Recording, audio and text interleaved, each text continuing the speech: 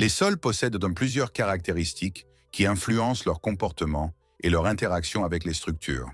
Parmi elles, la granulométrie, qui représente la distribution des tailles des particules comme l'argile, le sable ou le gravier. Elle détermine la perméabilité, c'est-à-dire la facilité avec laquelle l'eau circule.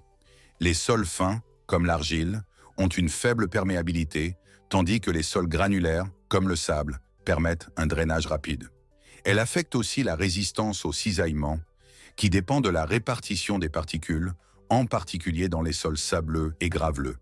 La plasticité est la capacité d'un sol à se déformer sans se rompre, surtout dans les sols fins comme l'argile, qui retiennent l'eau. Cette caractéristique varie selon la teneur en eau et la composition minérale du sol. La perméabilité, qui définit la facilité avec laquelle l'eau traverse un sol, est faible dans les sols cohésifs comme l'argile, mais élevée dans les sols granulaires comme le sable. La compressibilité d'eau, c'est la capacité d'un sol à se tasser sous une charge.